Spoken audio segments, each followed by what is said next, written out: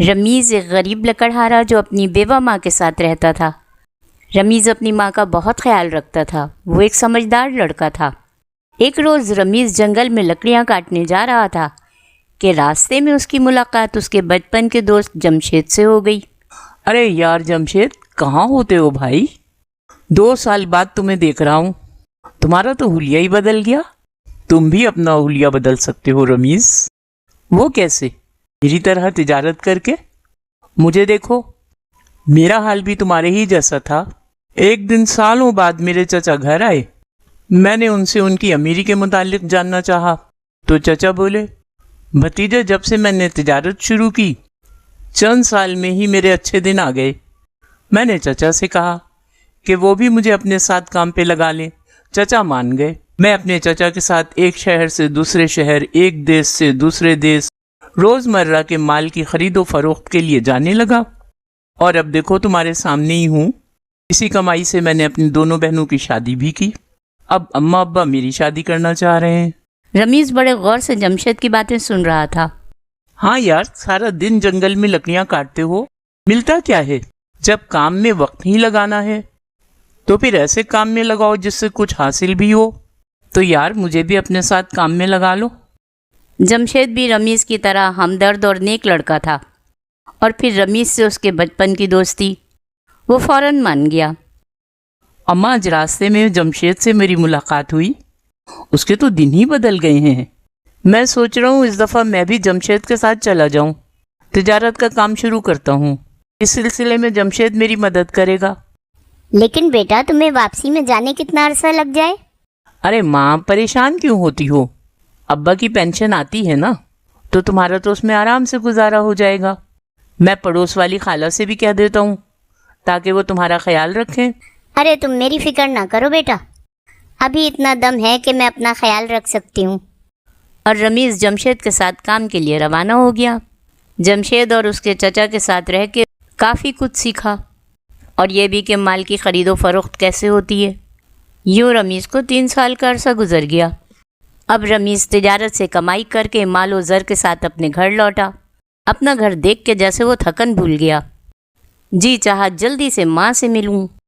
وہ یہ سوچ ہی رہا تھا کہ اب ماں کو زندگی میں ساری آسانیاں دے گا، ایک بڑا گھر، کام کرنے کے لیے ملازمہ، کہ پڑوس کی خالہ نے رمیز کو دیکھا تو افسردہ ہوتے ہوئے بولی، رمیز بیٹا، تمہاری ماں اب اس دنیا میں نہیں، 6 مہینے پہلے ہی اس کا انتقال ہو گیا۔ رمیز تو وہیں کھڑے کھڑے رونے لگا۔ دروازہ کھولنا چاہا لیکن دروازہ اندر سے بند تھا۔ رمیز حیران تھا کہ آخر اس کے گھر میں کون ہے۔ ایک ماں تھی، اس کے علاوہ تو رمیز کی کسی سے رشتہ داری بھی نہ تھی۔ اس نے دروازے پہ دستک دی۔ تقریباً 18-19 سال کی لڑکی دروازے پہ آئی۔ رمیز اپنے گھر میں داخل ہو گیا۔ آپ تھکے ہوئے آئے ہیں، پہلے شربت پی لیں، پھر میں آپ کو ساری بات بتاتی ہوں۔ میں پچھلے 2.5 سال سے آپ کی ماں کے ساتھ رہ رہی تھی۔ جن دنوں میری آپ کی ماں سے ملاقات ہوئی تھی، آپ کو یہاں سے گئے ہوئے 15 دن ہوئے تھے۔ میں دراصل پرستان کی شہزادی ہوں۔ میں شروع سے آپ کو ساری کہانی بتاتی ہوں تاکہ آپ کو سننے میں کوئی دشواری نہ ہو۔ بادشاہ کا ایک ہی بیٹا تھا، شہزادہ فاران۔ شہزادہ فاران بہت ناز و نام میں پلا شہزادہ تھا، جسے انسانوں کی دنیا دیکھنے کا بہت شوق تھا۔ وہ ایک روز اپنی اڑن قالین پہ بیٹھ کے انسانوں کی بستی آ گیا، اور انسانی دنیا میں ہی شہزادے فاران کی ملاقات ایک بہت خوبصورت لڑکی موہنی سے ہوئی۔ دونوں کی بہت اچھی دوستی ہو گئی۔ شہزادہ فاران نے موہنی سے شادی کر لی اور یہیں انسانوں کی دنیا میں رہنے لگا۔ جب شہزادہ فاران کافی عرصے تک پرستان نہ پہنچا تو پرستان کے بادشاہ نے معلوم کروایا کہ شہزادہ فاران کہاں ہے۔ انہیں یہ خبر ملی کہ شہزادہ فاران نے ایک آدم زادی سے شادی کر لی ہے۔ اب تو بادشاہ غصے سے پیچ و تاب کھانے لگا۔ بادشاہ نے فوراً شہزادہ فاران کو پرستان بلوا لیا۔ پرستان پہنچ کے اپنی پیاری بیوی موہنی کی جدائی میں شہزادہ فاران بہت بیمار رہنے لگا۔ بادشاہ نے بہت طبیب بلائے لیکن شہزادے کو افاقہ نہ ہوا۔ آخر بیٹے کی چاہت میں مجبور ہو کے پرستان کے بادشاہ نے شہزادے فاران کو اتنی اجازت دے دی کہ وہ کبھی کبھی اپنی بیوی سے ملنے انسانی دنیا میں جا سکتا ہے، لیکن اپنی بیوی موہنی کو پرستان نہیں لا سکتا۔ شہزادہ فاران اسی میں خوش ہو گیا۔ کہ اب وہ اپنی بیوی سے ملنے جب دل چاہے جا سکتا ہے۔ پھر شہزادہ فاران اور موہنی کے گھر ایک بیٹی پیدا ہوئی جس کا نام انہوں نے مرجینہ رکھا۔ میں شہزادے فاران اور موہنی کی بیٹی مرجینہ ہوں۔ میرے ابو پرستان سے میرے لیے کھانے پینے کی مزیدار مٹھائیاں اور خوبصورت کھلونے لاتے تھے۔ وقت بہت اچھا گزر رہا تھا۔ میں بڑی ہوتی گئی۔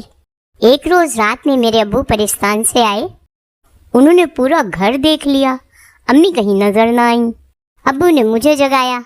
ہم دونوں نے مل کے امی کو گھر سے باہر بھی کئی دنوں تک ہر جگہ ڈھونڈا، لیکن امی نہ ملیں۔ میرے دادا یعنی پرستان کے بادشاہ نے ابو کو واپس پرستان بلوا لیا۔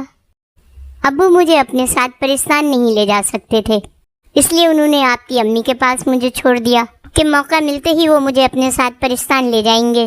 میں آپ کی امی کے پاس ہی رہنے لگی۔ آپ کی امی بہت اچھی عادت کی تھیں۔ مجھے آپ کے بارے میں انہوں نے سب کچھ بتا دیا۔ پھر وہ اچانک بیمار ہو گئیں۔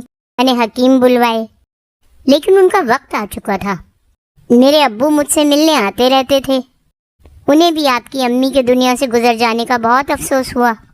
پھر کچھ دنوں بعد میرے ابو پرستان سے آئے تو انہوں نے بتایا کہ میرے دادا کا بھی انتقال ہو چکا ہے۔ اب پرستان کے بادشاہ میرے ابو تھے، ان پہ اب کوئی روک ٹوک نہیں تھی۔ انہوں نے مجھے اپنے ساتھ پرستان چلنے کا کہا۔ میں نے ابو سے کہہ دیا کہ جب تک اس گھر کا مالک یہاں نہیں ہے میں ادھر ہی رہوں گی، اور گھر کے مالک کے آ جانے کے بعد اس کا گھر اس کے حوالے کر کے پرستان آ جاؤں گی۔ رمیز بڑی توجہ سے مرجینہ کی باتیں سن رہا تھا۔ مرجینہ، میں تہہ دل سے آپ کا شکریہ ادا کرتا ہوں کہ آپ آخری وقت تک میری امی کے ساتھ رہیں اور ان کا خیال رکھا، اور میرے گھر کا بھی خیال رکھا۔ اللہ کرے آپ کی امی آپ کو مل جائیں۔ میں آپ کی امی کو ڈھونڈنے کی پوری کوشش کروں گا۔ مرجینہ یہ سن کے خوش ہو گئی۔ آپ جب تک آرام کر لیں، میں کھانا بنانے باورچی خانے میں جا رہی ہوں۔ وہ کھانا بنانے باورچی خانے میں چلی گئی اور رمیز اپنی تھکن دور کرنے کو لیٹ گیا۔ رات میں دونوں نے کھانا کھایا۔ وہ کمرے سے اڑن قالین لے آئی۔ یہ قالین میرے ابو مجھے دے گئے تھے۔ یہ اتنا بڑا ہے کہ ہم دونوں اس پہ آرام سے آ جائیں۔ کیا مطلب ہم دونوں؟ ہاں رمیز، میں چاہتی ہوں آپ بھی میرے ساتھ پرستان چلیں۔ میں آپ کو پرستان کی سیر کراؤں گی۔ ارے واہ، بچپن میں میری ماں مجھے پریوں کی کہانیاں سناتی تھی، اور اب تو سچ مچ میں پرستان دیکھوں گا۔ یہ وقت صحیح ہے کہ ہم رات میں اڑن قالین پہ جائیں گے، لوگ سو رہے ہوں گے، ورنہ دن میں تو وہ ہمیں اس طرح اڑتے دیکھ کے بے ہوش ہو جاتے۔ ہاں، میرے ابو بھی میرے پاس رات میں ہی آتے تھے۔ رات کے اندھیرے میں دونوں قالین پہ سوار اڑے چلے جا رہے تھے۔ اب صبح ہو رہی تھی اور قالین آہستہ آہستہ نیچے اترنے لگا، جہاں ایک بڑا خوبصورت محل تھا۔ محل کے باغ میں مرجینہ کا باپ چہل قدمی کر رہا تھا۔ وہ بیٹی کو دیکھ کے بہت خوش ہوا۔ مرجینہ نے رمیز کو اپنے باپ سے متعارف کروایا۔ پھر وہ لوگ محل کے اندر آ گئے۔ رمیز حیرانی سے خوبصورت محل کو دیکھ رہا تھا۔ بیٹی، اگر آج تمہاری ماں بھی ہمارے ساتھ یہاں ہوتی تو کتنا اچھا ہوتا۔ میں نے اپنے طور پہ اسے ہر جگہ تلاش کیا، لیکن وہ نہ ملی۔ مرجینہ باغ میں جھولا جھول رہی تھی۔ قریب قریب اس کی کنیزیں اور دوسری سہیلی پنیاں بھی تھیں۔ رمیز دلچسپی اور حیرانی سے سب کو دیکھ رہا تھا کہ اتنے میں ایک بوڑھی پری بادشاہ کے پاس آئی اور بادشاہ سے باتیں کرنے لگی۔ پھر تھوڑی دیر بعد جب وہ چلی گئی تو بادشاہ نے رمیز کو بتایا، یہ بوڑھی پری جو ابھی یہاں سے گئی ہے میری رشتے کی خالہ ہے۔ جب میں نے موہنی سے شادی کی تھی تو سب سے زیادہ مخالفت اسی عورت نے کی تھی۔ یہ ہر دوسرے دن آ کے میرے ابا کے کان بھرتی تھی کہ میرے ابا کو موہنی کے خلاف بھڑکاتی تھی۔ یہ چاہتی تھی کہ ان کی بیٹی کی شادی مجھ سے ہو جائے۔ اس عورت کی شکل دیکھنے کو بھی میرا دل نہیں کرتا، لیکن میں خاموش رہتا ہوں۔ ابھی بھی یہ میرے پیچھے لگی ہے کہ میں ان کی بیٹی سے شادی کر لوں۔ اس عورت نے میرے باپ کے کان بھر بھر کے میرے باپ کو موہنی کے خلاف کر دیا۔ اب موہنی بیچاری جانے کہاں اور کن حالوں میں ہوگی۔ بادشاہ اداس ہو گیا۔ رمیز بادشاہ سے اجازت لے کے اپنے کمرے میں آ گیا اور یہ دیکھ کے حیران رہ گیا کہ وہی بوڑھی پری اس کے کمرے میں موجود تھی۔ میں تمہاری ہی منتظر تھی۔ میرا نام گلزار پری ہے اور میں رشتے میں بادشاہ کی خالہ لگتی ہوں۔ مجھے تم سے کچھ ضروری باتیں کرنا ہے۔ مجھ سے؟ وہ حیران ہوا۔ اگر تم میرا ایک کام کر دو تو میں تمہیں اتنی دولت دوں گی کہ ساری عمر بیٹھ کے کھاؤ۔ مجھے دولت کا کوئی لالچ نہیں، آپ اپنا کام بتائیں، اگر میرے اختیار میں ہوا تو کر دوں گا۔ وہ ناگواری سے بولا، کیا تم جانتے ہو کہ بادشاہ کی بیوی گم ہو گئی ہے؟ اب بادشاہ محل میں اکیلا اداس اداس پھرتا ہے۔ تم کوشش کرو کہ بادشاہ میری بیٹی سے شادی کر لے تاکہ اس کا اکیلا پن دور ہو جائے۔ مجھے لگتا ہے تمہارے سمجھانے سے بادشاہ مان جائے گا۔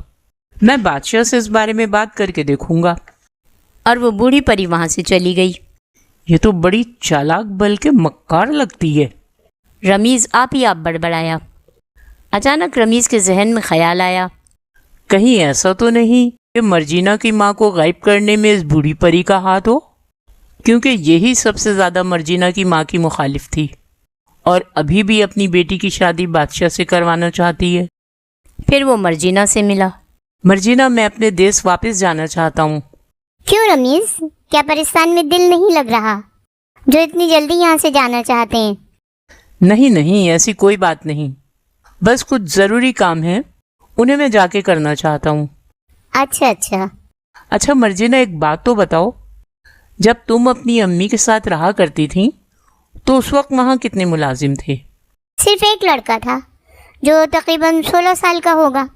وہ گھر کا سودا صرف لا کے امی کو دے دیتا تھا، باقی گھر کے سارے کام امی ہی کرتی تھی۔ کیا آپ جانتی ہیں کہ وہ لڑکا اب کہاں ہے؟ امی کے گھر سے غائب ہو جانے کے بعد ابو نے اسے نوکری سے ہٹا دیا تھا۔ پھر سننے میں آیا تھا کہ وہ کسی روٹی پکانے والے کی دکان پہ کام کرنے لگا۔ اس کے علاوہ میں اس کے بارے میں کچھ نہیں جانتی۔ لیکن آپ یہ سب کیوں پوچھ رہے ہیں؟ میں ایسے ہی معلومات لے رہا تھا۔ کیا آپ کا اڑن قالین میری واپسی تک کے لیے مجھے مل سکتا ہے؟ آپ ہمارے محل کی ہر چیز بغیر اجازت استعمال کر سکتے ہیں۔ اب رمیز قالین پہ سوار ہو کے نکل کھڑا ہوا۔ وہ اپنے گھر آ گیا اور سو گیا۔ صبح وہ ناشتے سے فارغ ہو کے گھر سے نکل کھڑا ہوا۔ باتوں باتوں میں اس نے اس محل کا پتہ بھی معلوم کر لیا تھا کہ کہاں ہے۔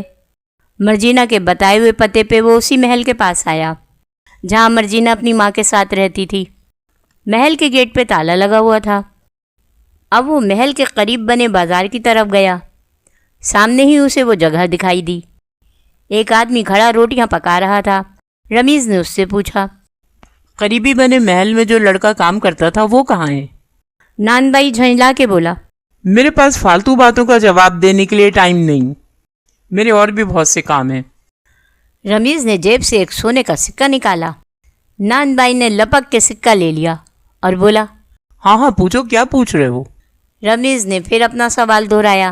نان بائی بولا، 2 سال پہلے وہ لڑکا میرے پاس کام کرتا تھا، پھر اسے جانے کہاں سے ایک بہت خوبصورت بلی مل گئی۔ امجد نے وہ بلی یہاں کے بادشاہ کی بیٹی کو تحفے میں دے دی اور شہزادی نے خوش ہو کے اسے خوب مال و دولت سے نواز دیا۔ اس کے بعد سے امجد نے یہاں پہ کام کرنا چھوڑ دیا اور شہر میں بڑا عالی شان گھر خرید کے اس میں رہ رہا ہے۔ اب وہ کپڑے کی تجارت کرتا ہے۔ رمیز بولا، وہ میرا رشتہ دار ہے، میں کافی عرصے بعد اپنے وطن لوٹا ہوں، اس لیے اس سے ملنا چاہتا تھا۔ اور یوں رمیز نان بائی سے امجد کے گھر کا پتہ معلوم کر کے اس تک جا پہنچا۔ رمیز نے اسے بتایا کہ وہ مرجینا کے پاس سے آ رہا ہے۔ مرجینا کا نام سن کے امجد رمیز سے بڑے اخلاق سے ملا اور رمیز کو بتایا، میں جب مرجینا کے گھر رہتا تھا، مرجینا اور اس کی ماں کا سلوک میرے ساتھ بہت اچھا تھا۔ امجد نے خوشدلی سے رمیز کی مہمان نوازی کی۔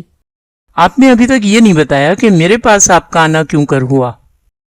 میں دراصل مرجینا کی ماں کو ڈھونڈنے نکلا ہوں جو اچانک کہیں غائب ہو گئیں۔ تم یقیناً ان کے بارے میں جانتے ہو کہ وہ کہاں ہیں۔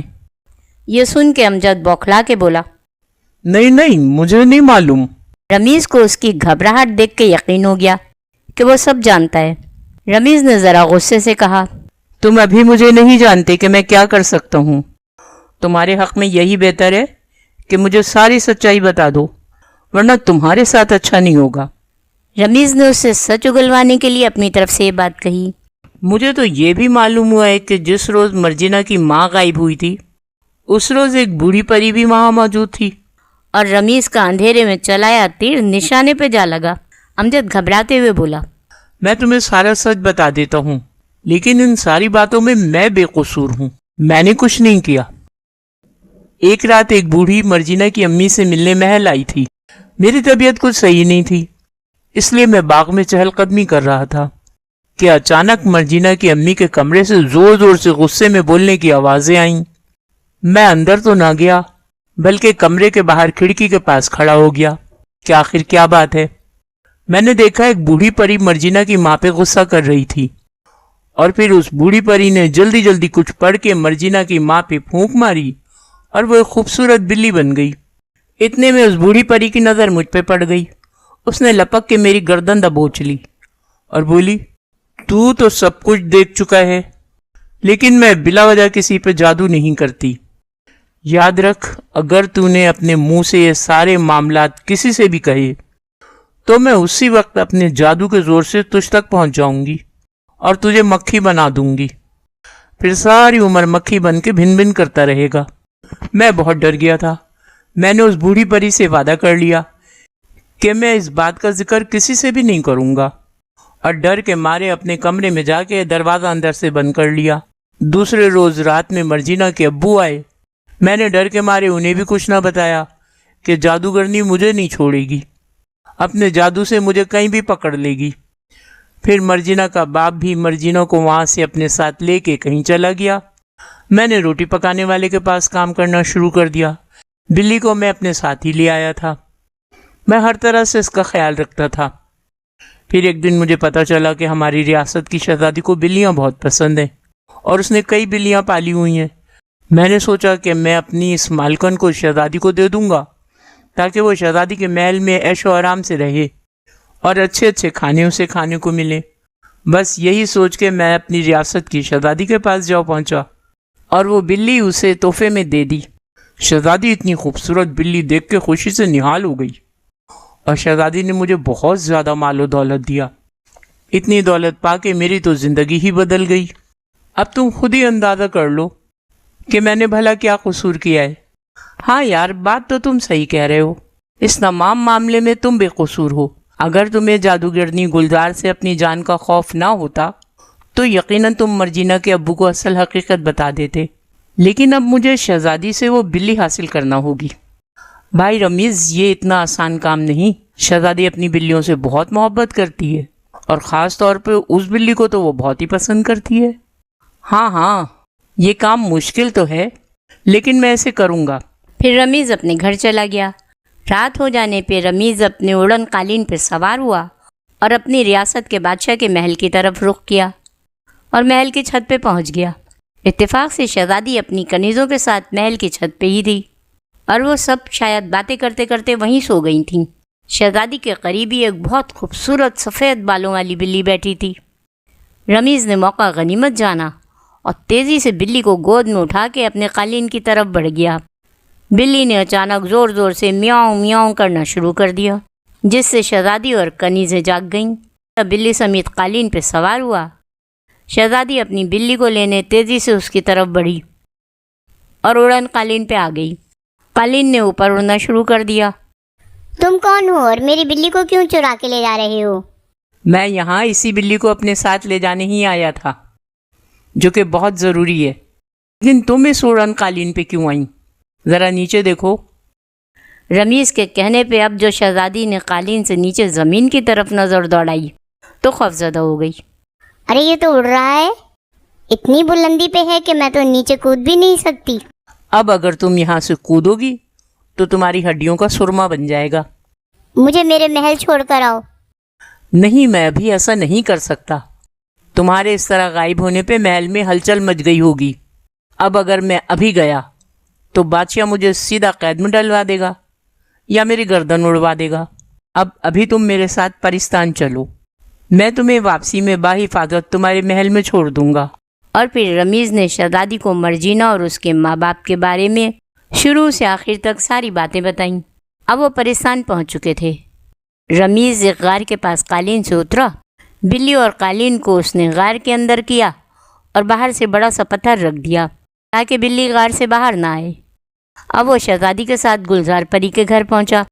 رمیز نے گلزار پری کو خوش کرنے کے لیے کہا، گلزار پری، میں نے بادشاہ سے تمہاری بیٹی کی شادی ہونے کے لیے ایسا چکر چلایا ہے کہ اب بادشاہ اس سے شادی کرے گا اور اس طرح تمہاری حکومت بھی پرستان پہ ہو جائے گی۔ گلزار پری اس کی باتوں میں آ گئی اور بہت خوش ہوئی۔ گلزار پری، میں نے تمہارا ایک بڑا مسئلہ حل کر دیا ہے، اب تمہاری مہربانی ہوگی کہ ایک مسئلے میں ہماری مدد کر دو۔ ہاں ہاں بولو، کیا مسئلہ ہے؟ دراصل اس لڑکی کی بہن کو ایک جادوگر نے خرگوش بنا دیا ہے۔ تم کچھ ایسا بتا دو کہ اس کی بہن دوبارہ سے اپنی انسانی حالت میں آ جائے، اور جادوگر کے لیے ایسی سزا کہ وہ اپنے جادو سے کسی اور کو پریشان نہ کرے۔ گلزار جادوگرنی دوسرے کمرے میں گئی اور ذرا ہی دیر میں واپس آ گئی۔ یہ لو، اس بوتل میں جادو کا پانی ہے، اسے خرگوش پہ ڈال دینا، وہ دوبارہ اپنی اصلی انسانی شکل میں آ جائے گی۔ اور یہ اگربتی لو، اس جادوگر کے سامنے سلگا دینا، اس کا دھواں جب جادوگر کی ناک تک پہنچے گا تو اسے سونگتے ہی وہ اپنا سارا جادو بھول جائے گا۔ یہ اگربتی میری نانی نے بڑی محنت سے تیار کی تھی، لیکن بھولے سے بھی اس اگربتی کو یہاں نہ جلانا، ورنہ اس کے دھوئیں سے میں اپنا وہ سارا جادو بھول جاؤں گی جو میری نانی نے مجھے سکھایا تھا۔ اب رمیز نے جادوگرنی کا شکریہ ادا کیا اور شہزادی کے ساتھ اس غار کی طرف آ گیا جہاں اس نے بلی اور قالین کو بند کیا تھا۔ اب بلی اور قالین کے ساتھ وہ دونوں مرجینا کے محل پہنچے۔ رمیز نے بادشاہ کا پوچھا، ابو تو سو چکے ہیں؟ انہیں جگا دو اور اپنے ساتھ یہاں لے آؤ۔ ذرا دیر میں بادشاہ بھی آ گیا۔ میں مرجینا کی امی کو ڈھونڈ لایا۔ کہاں ہے امی؟ مرجینا بے صبری سے بولی، گلزار پری نے اپنی بیٹی کی شادی بادشاہ سے کرنے کے لیے آپ کی امی کو جادو سے بلی بنا دیا تھا۔ رمیز نے بلی کو زمین پہ رکھا اور جادو کا پانی اس پہ انڈیل دیا۔ اب بلی کی جگہ موہنی کھڑی تھی۔ بادشاہ اور مرجینا کی خوشی کا تو کوئی ٹھکانہ نہ تھا۔ موہنی بولی، اللہ کا شکر ہے کہ میں دوبارہ سے اپنی اصل شکل میں آ گئی۔ ایک رات اچانک ایک بوڑھی پری میرے کمرے میں نمودار ہوئی۔ وہ بہت غصے میں تھی۔ اس نے مجھ سے کہا، تیری وجہ سے شہزادہ فاران کی میری بیٹی سے شادی نہیں ہوئی۔ اگر اپنی خیریت چاہتی ہے تو ابھی اسی وقت اس محل سے نکل جا، کسی دور دراز جگہ پہ، اور شہزادہ فاران کا پیچھا چھوڑ دے۔ میں نے بھی کہہ دیا، تم کون ہوتی ہو مجھے یہاں سے نکالنے والی؟ میں اپنے شوہر کا گھر چھوڑ کے کہیں نہیں جاؤں گی۔ اور پھر اس جادوگرنی نے جلدی سے کچھ پڑھ کے مجھ پہ پھونک دیا۔ میں بلی بن گئی۔ یہ سن کے بادشاہ تو غصے سے پیچ و تاب کھانے لگا۔ میں اس گلزار پری کو سزا ضرور دوں گا۔ رمیز بولا، بادشاہ سلامت، مرجینا اور آپ اب خوشی خوشی ملکہ موہنی کے ساتھ زندگی گزاریں۔ جادوگرنی کی سزا کے لیے میرے پاس اگربتی موجود ہے، اسے میں اس کے کمرے میں جا کے جلا دوں گا، اور رات سوتے میں اس کا دھواں گلزار پری کی ناک میں جاتا رہے گا، اور جب وہ جاگے گی تو اپنا سارا جادو ہمیشہ ہمیشہ کے لیے بھول چکی ہوگی۔ لیکن یہ پانی اور اگربتی تمہیں کہاں سے ملے؟ جس دن وہ بوڑھی پری میری موجودگی میں آپ سے ملنے آئی تھی، جبھی وہ آپ سے ملنے کے بعد میرے کمرے میں چلی گئی تھی، اور اس نے مجھ سے کہا تھا کہ میں کوئی ایسا چکر چلاؤں کہ بادشاہ جادوگرنی کی بیٹی سے شادی کر لے۔ مجھے جب ہی شک ہو گیا تھا کہ مرجینا کی امی کو غائب کرنے میں اس جادوگرنی کا ہاتھ ہے۔ رمیز ذرا دیر کو خاموش ہوا اور پھر اس نے باقی کی ساری تفصیل بھی بادشاہ کو کہہ سنائی کہ کیسے وہ بلی تک پہنچا اور پھر جادوگرنی کو کیسے اپنی باتوں میں الجھایا۔ اب میں اسی گلزار پری کے گھر جا کے یہ اگربتی اس کے کمرے میں جلا کے آتا ہوں۔ بادشاہ نے موہنی سے کہا، یہ لڑکا بہت زیادہ ذہین ہے، اس نے اپنی ذہانت سے وہ کام کر دکھایا جو ہم نہ کر سکے۔ ملکہ خوش ہو کے بولی، اتنا خوبصورت اور ذہین لڑکا ہے، میں اپنی بیٹی کی شادی اسی لڑکے سے کروں گی۔ مرجینا شرما گئی اور شہزادی کے ساتھ باغ میں چلی گئی۔ اگلے دن مرجینا نے شہزادی کو پرستان کی سیر کروائی۔ ملکہ نے شہزادی کو ڈھیروں ڈھیر تحائف دے کے رمیز کے ساتھ اس کے وطن واپس بھیج دیا۔ شہزادی نے اپنے محل میں پہنچ کے بادشاہ اور ملکہ کو ساری تفصیل یہاں سے جانے سے لے کے اور واپس آنے تک کی سنائی۔ بادشاہ اور ملکہ نے رمیز کی خوب آؤ بھگت کی۔ بادشاہ اور ملکہ رمیز سے مل کے بہت خوش ہوئے اور اسے ڈھیروں ڈھیر تحائف دے کے رخصت کیا۔ رمیز اسی وقت واپس پرستان روانہ ہو گیا۔ ملکہ نے رمیز کے آگے اپنی تجویز رکھی کہ وہ اپنی بیٹی مرجینا کی شادی اس سے کرنا چاہتی ہے۔ رمیز نے خوشی خوشی رضامندی دے دی اور پھر رمیز کی شادی مرجینا پری سے ہو گئی۔ بادشاہ نے اپنے محل کے سامنے ہی ایک عالیشان محل بنوایا اور شہزادی مرجینا اور شہزادہ رمیز ہنسی خوشی اس میں رہنے لگے۔